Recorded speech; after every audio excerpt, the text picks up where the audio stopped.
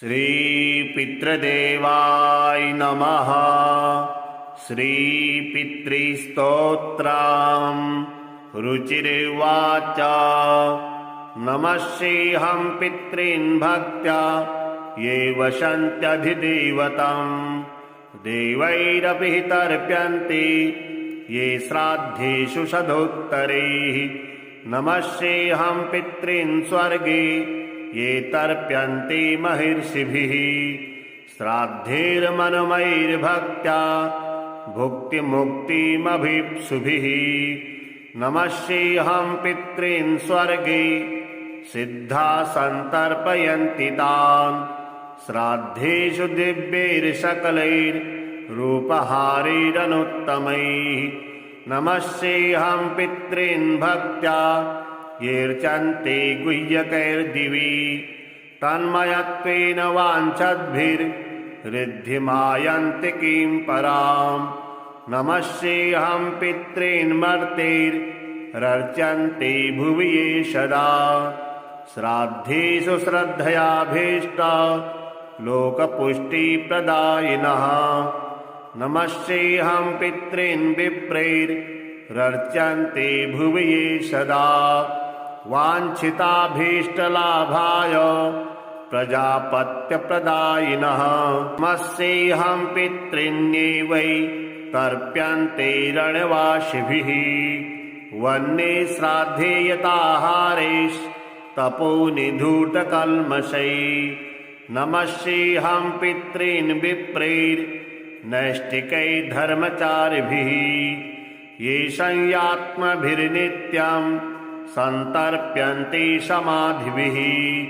नमस्येऽहं पितॄन् श्राद्धे राजन्यास्तर्पयन्ति तान् कव्यैरशेषैर्विधि वल्लोकद्वयफलप्रदान्।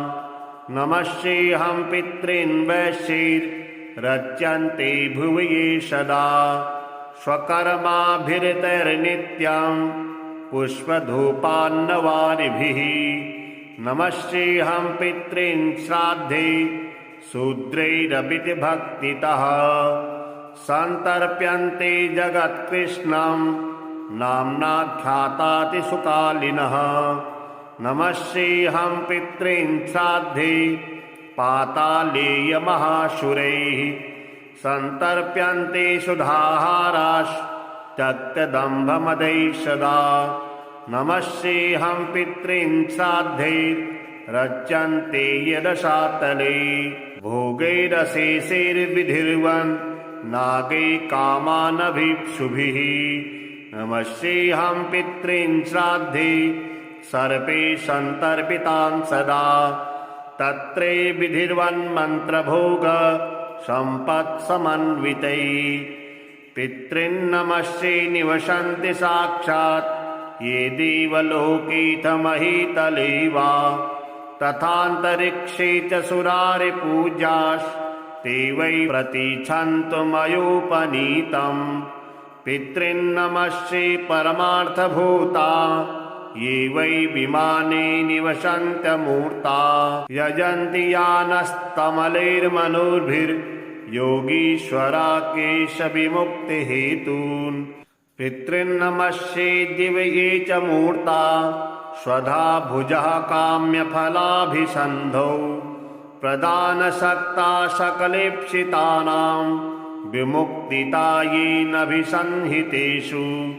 तृप्यन्तु ते श्रीमन्पितरः समस्ता इच्छावतां ये प्रदिशन्ति कामान्। सुरत्वमिन्द्रत्वमितोऽधिकं वा गजास्वरत्नानि महागृहाणि सोमस्य ये रश्मिषुैर्कबिम्बे शुक्ले विमाने च सदा वसन्ति।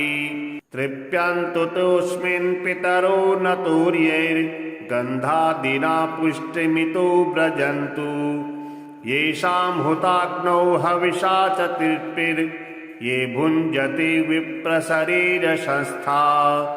ये पिण्डदानेन मुदं प्रयान्ति तृप्यन्तु तेऽस्मिन् पितरोन्नतो ये खड्गमांसेन सुरैरभीष्टैः कृष्णैस्तिलैर्दिव्यमनोहरैश्च कालेन साकेन महर्षिवर्ये सम्प्रीणतास्ते मुदमन्त्रयान्तु कव्यानि शेषाणि च यानि भीष्टान् यतीव तेषां मम पूजितानां तेषां च सान्निध्यमिहास्तु पुष्प गन्धा बुभोज्येषु मया कृतेषु दिने दिने ये प्रतिगृह्णतीर्चां माशान्तपूज्याभिवयेष्टकाशु ये वत्सरान्तेऽभ्युदये च पूज्या प्रयान्तु ते मे पितरोऽथ तुष्टिम् पूज्या द्विजानां कुमेन्दुभासो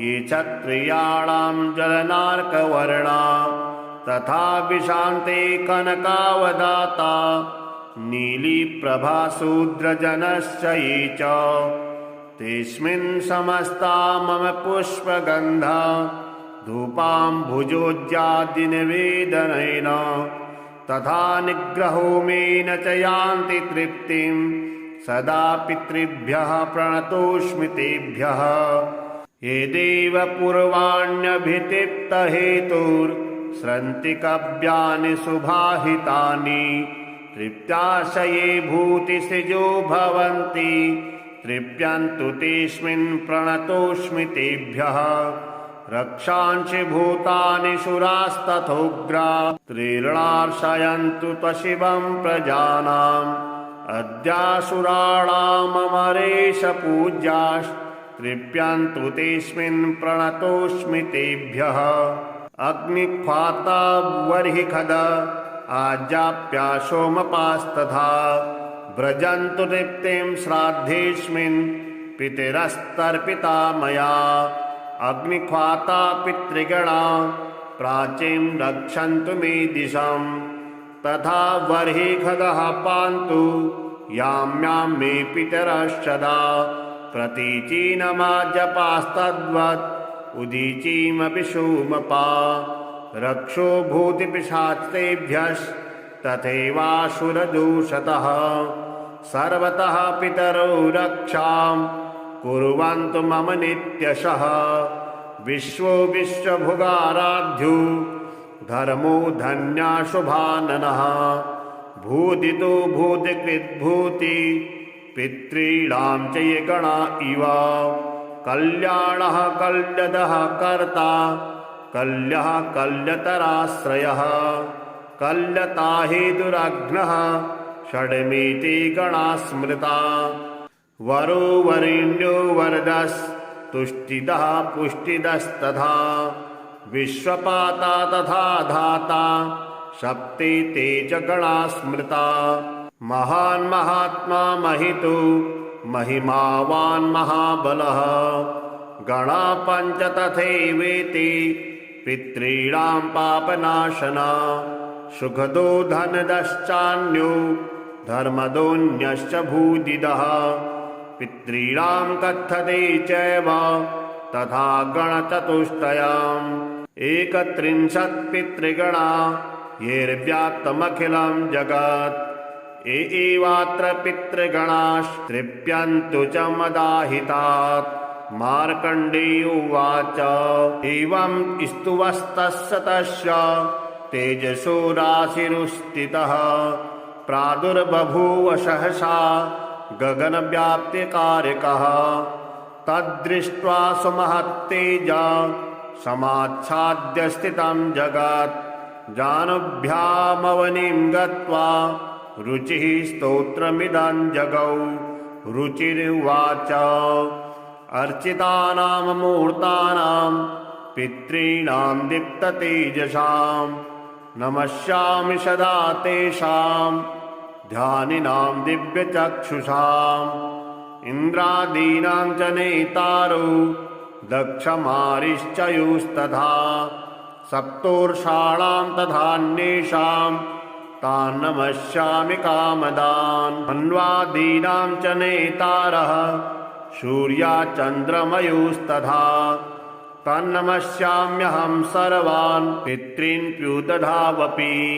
नक्षत्राणां ग्रहाणां च वायव्यग्निर्नभस्तथा द्यावा पृथिवीभ्योस्तथा नमस्यामि कृताञ्जलिः प्रजापतेः कश्यपाय सोमाय वरुणाय च योगेश्वरेभ्यश्च सदा नमस्यामि कृताञ्जलिः नमो गणेभ्यः सप्तभ्यस्तथा लोकेषु सप्तसु स्वायंभुवे नमस्यामि ब्रह्मणे योगचक्षुषे सोमाधारान् पितृगणान् योगमूर्तिधरास्तथा नमस्यामि तथा सोमं पितरं जगतामहम् अग्निरूपास्तथैवान्यान् नमस्यामि पितॄन्नहम् अग्निसोममयं विश्वं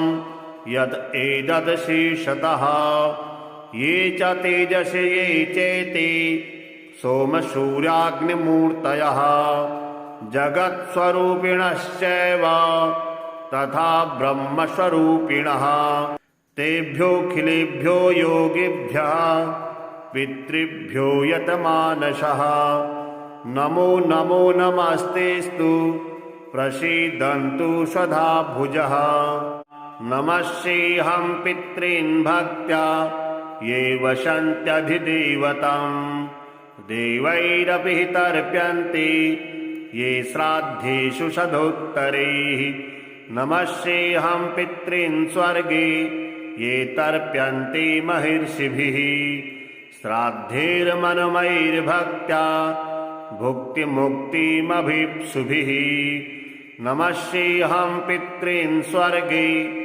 सिद्धा सन्तर्पयन्ति तान् श्राद्धेषु दिव्यैर्सकलैर्रूपहारैरनुत्तमैः नमस्येऽहं पितॄन् भक्त्या येऽर्चन्ते गुह्यकैर्दिवि तन्मयत्वेन वाञ्छद्भिर्ऋद्धिमायन्ति किं पराम् नमस्येऽहं पितॄन् मर्त्यैरर्चन्ते भुवि ये सदा श्राद्धेषु श्रद्धयाभीष्ट लोकपुष्टिप्रदायिनः नमस्येऽहं पितॄन् विप्रैरर्चन्ते भुवि ये सदा वाञ्छिताभीष्टलाभाय प्रजापत्यप्रदायिनः नमस्येऽहं पितॄन्ये तर्प्यन्ते रणवासिभिः वह्ने श्राद्धे यताहारैस्तपोनिधूतकल्मषैः नमस्येऽहं पितॄन् विप्रैर्नैष्टिकैः धर्मचारिभिः ये संयात्मभिर्नित्यं सन्तर्प्यन्ते समाधिभिः नमस्येऽहं पितॄन् श्राद्धे राजन्यास्तर्पयन्ति तान् कव्यैरशेषैर्विधि वल्लोकद्वयफलप्रदान् नमस्येऽहं पितॄन् वैश्यैरर्चन्ते भुवि ये सदा स्वकर्माभिरतैर्नित्यं पुष्पधूपान्नवारिभिः नमस्येऽहं पितॄन् श्राद्धे शूद्रैरपि भक्तितः सन्तर्प्यन्ते जगत्कृष्णं नाम्नाख्यातातिसुकालिनः नमस्येऽहं पितॄन् श्राद्धे पातालेयमहाशुरैः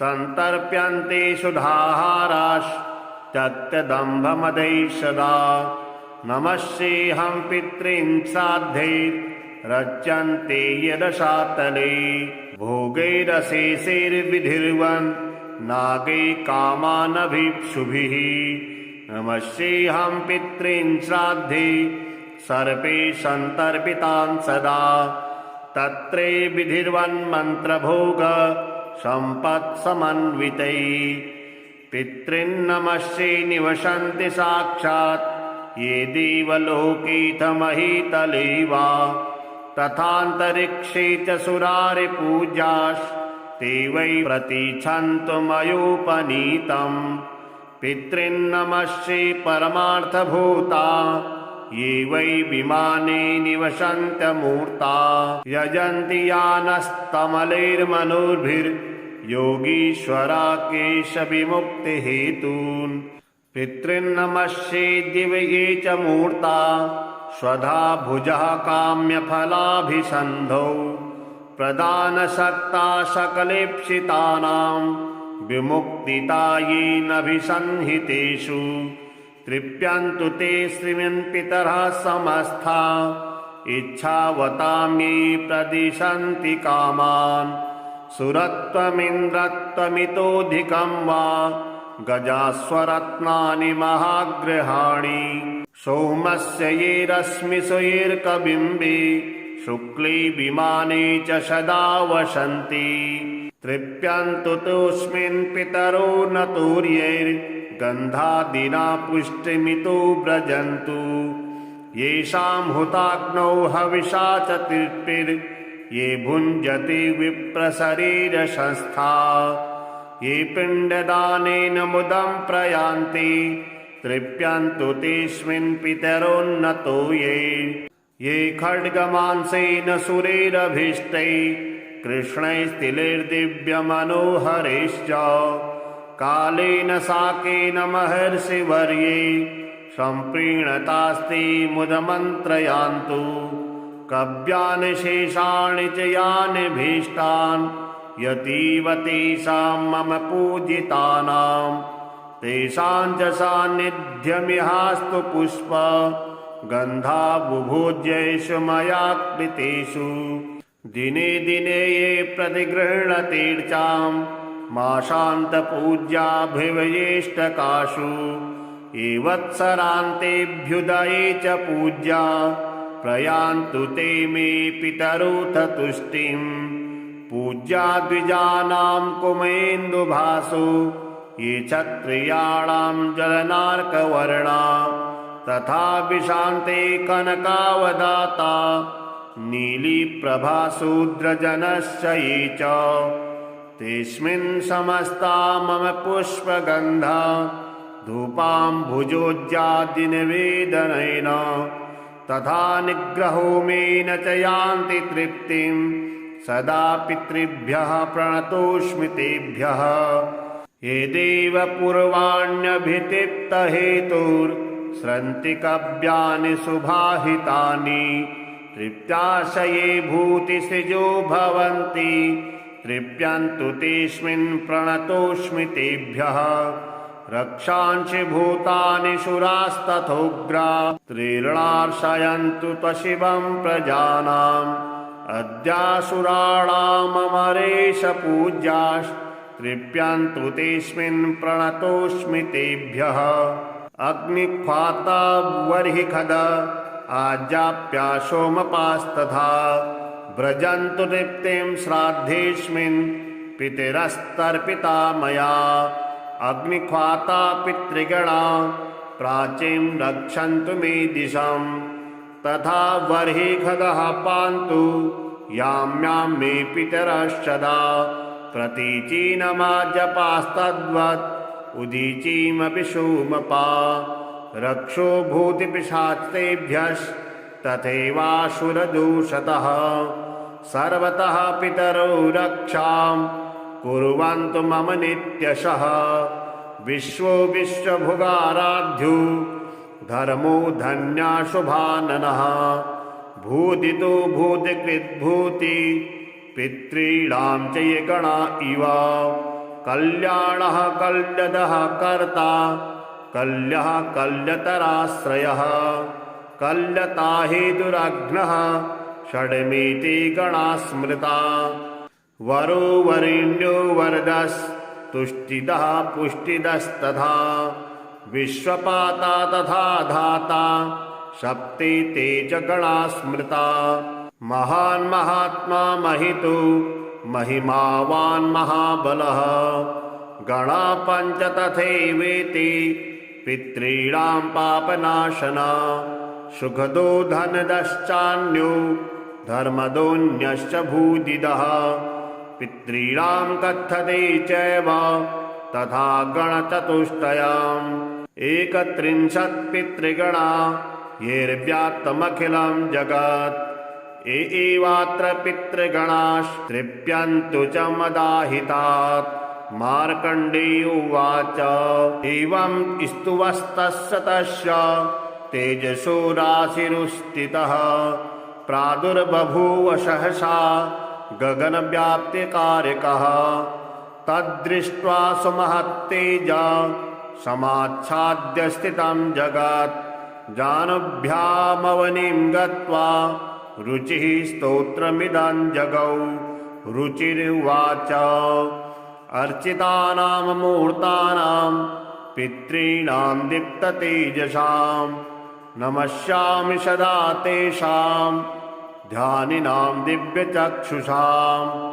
इन्द्रादीनां च नेतारो दक्षमारिश्चयुस्तथा सप्तोर्षाणां तथान्येषां तान् नमस्यामि कामदान्। मन्वादीनां च नेतारः सूर्याचन्द्रमयुस्तथा तन्नमस्याम्यहं सर्वान् पितॄन् प्युदधावपि। नक्षत्राणां ग्रहाणां च वायव्यग्निर्नभस्तथा द्यावा पृथिवीभ्योस्तथा नमस्यामि कृताञ्जलिः। प्रजापतेः कश्यपाय सोमाय वरुणाय च योगेश्वरेभ्यश्च सदा नमस्यामि कृताञ्जलिः। नमो गणेभ्यः सप्तभ्यस्तथा लोकेषु सप्तसु स्वायंभुवे नमस्यामि ब्रह्मणे योगचक्षुषे। सोमाधारान् पितृगणान् योगमूर्तिधरास्तथा नमस्यामि तथा सोमं पितरं जगतामहम्। अग्निरूपास्तथैवान्यान् नमस्यामि पितॄन्नहम्। अग्निसोममयं विश्वं यत् एतदशेषतः ये च तेजसे ये चेति सोमसूर्याग्निमूर्तयः जगत्स्वरूपिणश्चैव तथा ब्रह्मस्वरूपिणः। तेभ्योऽखिलेभ्यो योगिभ्यः पितृभ्यो यतमानसः नमो नमो नमस्तेस्तु प्रसीदन्तु सदा भुजः। नमस्येऽहं पितॄन् भक्त्या ये वसन्त्यधिदेवतं देवैरपि तर्प्यन्ते ये श्राद्धेषु सदोत्तरैः। नमस्येऽहं पितॄन् स्वर्गे ये तर्प्यन्ते महर्षिभिः श्राद्धैर्मनुमैर्भक्त्या भुक्तिमुक्तिमभीप्सुभिः। नमस्येऽहं पितॄन् स्वर्गे सिद्धा सन्तर्पयन्ति तान् श्राद्धेषु दिव्यैर्सकलैर्रूपहारैरनुत्तमैः। नमस्येऽहं पितॄन् भक्त्या येऽर्चन्ते गुह्यकैर्दिवि तन्मयत्वेन वाञ्छद्भिर्ऋद्धिमायन्ति किं पराम्। नमस्येऽहं पितॄन् मर्त्यैरर्चन्ते भुवि ये सदा श्राद्धेषु श्रद्धयाभीष्टा लोकपुष्टिप्रदायिनः। नमस्येऽहं पितॄन् विप्रैरर्चन्ते भुवि ये सदा वाञ्छिताभीष्टलाभाय प्रजापत्यप्रदायिनः। नमस्येऽहं पितॄन्ये वै तर्प्यन्ते रणवासिभिः वह्ने श्राद्धे यताहारैस्तपोनिधूतकल्मषैः। नमस्येऽहं पितॄन् विप्रैर्नैष्ठिकैर्धर्मचारिभिः ये संयात्मभिर्नित्यं सन्तर्प्यन्ते समाधिभिः। नमस्येऽहं पितॄन् श्राद्धे राजन्यास्तर्पयन्ति तान् कव्यैरशेषैर्विधि वल्लोकद्वयफलप्रदान्।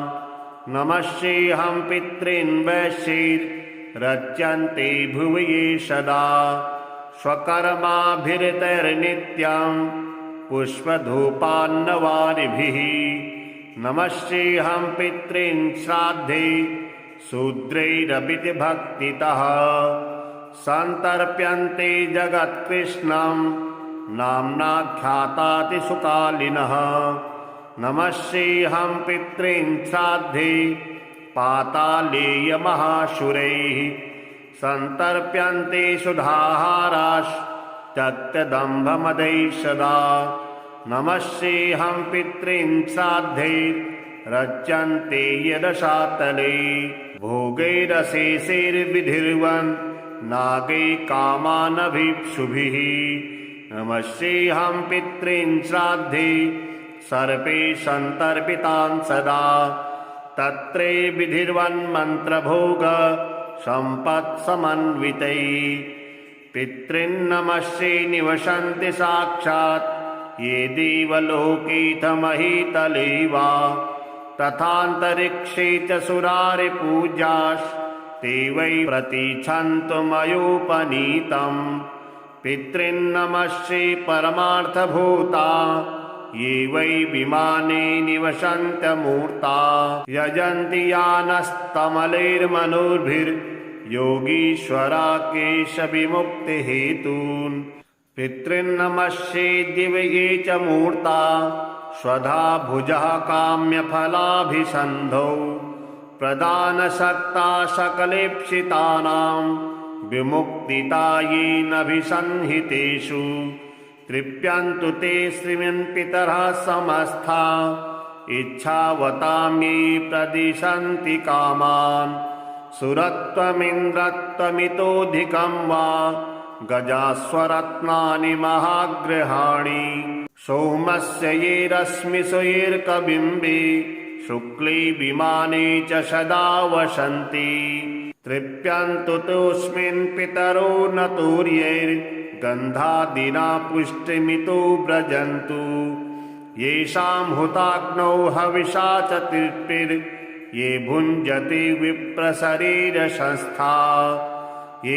पिण्डदानेन मुदं प्रयान्ति तृप्यन्तु तेऽस्मिन् पितरोन्नतो ये खड्गमांसेन सुरैरभीष्टैः कृष्णैस्तिलैर्दिव्यमनोहरैश्च कालेन साकेन महर्षिवर्ये सम्प्रीणतास्ते मुदमन्त्रयान्तु कव्यानि शेषाणि च यानि भीष्टान् यतीव तेषां मम पूजितानां तेषां च सान्निध्यमिहास्तु पुष्प गन्धा बुभुज्येषु मया कृतेषु दिने दिने ये प्रतिगृह्णतीर्चां मासान्तपूज्याभिवयेष्टकाशु ये वत्सरान्तेऽभ्युदये च पूज्या प्रयान्तु ते मे पितरोऽथ तुष्टिम् पूज्या द्विजानां कुमेन्दुभासु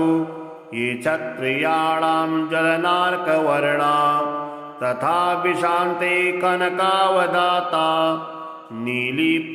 नीलीप्रभाशूद्रजनश्च ये च तेऽस्मिन् समस्ता मम पुष्पगन्धा धूपाम्भुजोज्जादिनिवेदनेन तथा निग्रहोमेन च यान्ति तृप्तिं सदा पितृभ्यः प्रणतोऽस्मि तेभ्यः ये देव पूर्वाण्यभितिप्तहेतुर्स्रन्ति कव्यानि सुभाहितानि तृप्त्याशये भूतिसृजो भवन्ति तृप्यन्तु तेऽस्मिन् प्रणतोऽस्मि तेभ्यः रक्षांसि भूतानि सुरास्तथोग्रा त्रीर्णार्षयन्तु त्वशिवं प्रजानाम् अद्यासुराणाममरेश पूज्यास्तृप्यन्तु तेऽस्मिन् प्रणतोऽस्मि तेभ्यः अग्निख्वाता बर्हिखद आज्याप्या सोमपास्तथा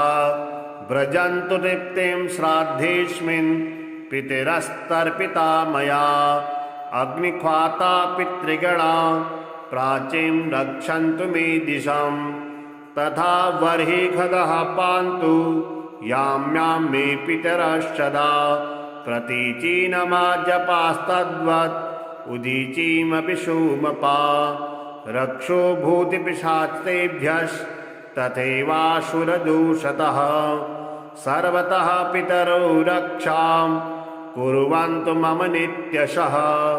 विश्वो विश्वभुगाराध्यो धर्मो धन्या शुभाननः। भूदितो भूतिकृद्भूति पितॄणां च ये गणा इव। कल्याणः कल्यदः कर्ता कल्यः कल्यतराश्रयः। कल्यता हेतुरघ्नः षड्मीति गणा स्मृता। वरो वरेण्यो वरदस्तुष्टिदः पुष्टिदस्तथा।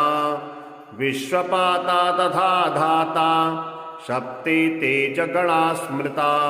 महान् महात्मा महितो महिमावान् महाबलः। गणा पञ्च तथैवेति पितॄणां पापनाशना। सुखदो धनदश्चान्यो धर्मदोऽन्यश्च भूदिदः। पितॄणां कथ्यते चैव तथा गणचतुष्टयम्। एकत्रिंशत् पितृगणा येर्व्याप्तमखिलं जगत्। एवात्र पितृगणास्तृप्यन्तु च मदाहितात्। मार्कण्डेय उवाच एवं स्तुवस्तस्य तस्य तेजसो राशिरुस्थितः। प्रादुर्बभूव सहसा गगनव्याप्तिकारकः। तद्दृष्ट्वा सुमहत्तेजा समाच्छाद्य स्थितं जगत्। जानुभ्यामवनिं गत्वा रुचिः स्तोत्रमिदं जगौ।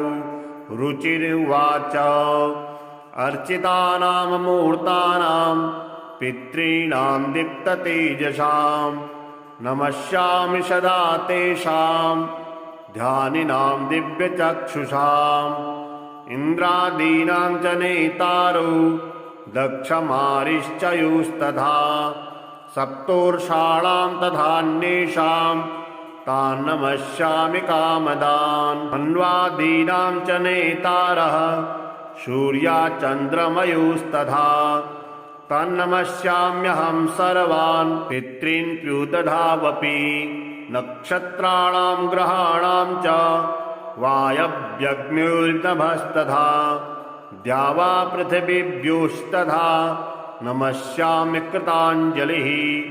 प्रजापतेः कश्यपाय सोमाय वरुणाय च योगेश्वरेभ्यश्च सदा नमस्यामि कृताञ्जलिः। नमो गणेभ्यः सप्तभ्यस्तथा लोकेषु सप्तसु। स्वायम्भुवे नमस्यामि ब्रह्मणे योगचक्षुषे। सोमाधारान् पितृगणान् योगमूर्तिधरास्तथा। नमस्यामि तथा सोमं पितरं जगतामहम्। अग्निरूपास्तथैवान्यान् नमस्यामि पितॄन्नहम्। अग्निसोममयं विश्वं यद् एतदशेषतः। ये च तेजसि ये चेति सोमसूर्याग्निमूर्तयः। जगत्स्वरूपिणश्चैव तथा ब्रह्मस्वरूपिणः। तेभ्योऽखिलेभ्यो योगिभ्यः पितृभ्यो यतमानसः। नमो नमो नमस्तेस्तु प्रसीदन्तु सदा भुजः।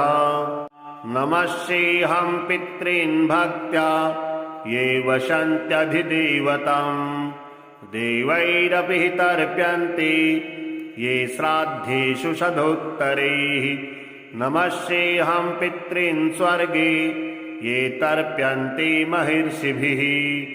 श्राद्धैर्मनुमैर्भक्त्या भुक्तिमुक्तिमभीप्सुभिः। नमस्येऽहं पितॄन् स्वर्गे सिद्धा सन्तर्पयन्ति तान्। श्राद्धेषु दिव्यैर्सकलैर्रूपहारैरनुत्तमैः। नमस्येऽहं पितॄन् भक्त्या येऽर्चन्ते गुह्यकैर्दिवि। तन्मयत्वेन वाञ्छद्भिर्ऋद्धिमायन्ति किं पराम्। नमस्येऽहं पितॄन् मर्त्यैरर्चन्ते भुवि ये सदा। श्राद्धेषु श्रद्धयाभीष्टा लोकपुष्टिप्रदायिनः नमस्येऽहं पितॄन् विप्रैरर्चन्ते भुवि ये सदा वाञ्छिताभीष्टलाभाय प्रजापत्यप्रदायिनः नमस्येऽहं पितॄन्ये वै तर्प्यन्ते रणवासिभिः वन्ये श्राद्धे यताहारैस्तपोनिधूतकल्मषैः नमस्येऽहं पितॄन् विप्रैर्नैष्ठिकैर्धर्मचारिभिः ये संयात्मभिर्नित्यं सन्तर्प्यन्ते समाधिभिः नमस्येऽहं पितॄन् श्राद्धे राजन्यास्तर्पयन्ति तान् कव्यैरशेषैर्विधि वल्लोकद्वयफलप्रदान् नमस्येऽहं पितॄन् वैश्यैर्रच्यन्ते भुवि ये सदा स्वकर्माभिरतैर्नित्यं पुष्पधूपान्नवारिभिः नमस्येऽहं पितॄन् श्राद्धे शूद्रैरपि भक्तितः सन्तर्प्यन्ते जगत्कृष्णं नाम्नाख्यातातिसुकालिनः नमस्येऽहं पितॄन् श्राद्धे पातालेयमहाशुरैः सन्तर्प्यन्ते सुधाहाराश्चत्यदम्भमदैः सदा नमस्येऽहं पितॄन् श्राद्धे रच्यन्ते यदशातले भोगैरशेषैर्विधिर्वन् नागै कामानभीप्सुभिः नमस्येऽहं पितॄन् श्राद्धे सर्पे सन्तर्पितान् सदा तत्रे विधिर्वन्मन्त्रभोग सम्पत्समन्वितैः पितॄन्नमस्ये निवसन्ति साक्षात् ये देवलोकेऽथ महीतले वा तथान्तरिक्षे च सुरारिपूज्यास्ते वै प्रतीच्छन्तु मयोपनीतम् पितॄन्नमस्ये परमार्थभूता ये वै विमाने निवसन्त्यमूर्ता यजन्ति यानस्तमलैर्मनोभिर्योगीश्वरा केशविमुक्तिहेतून्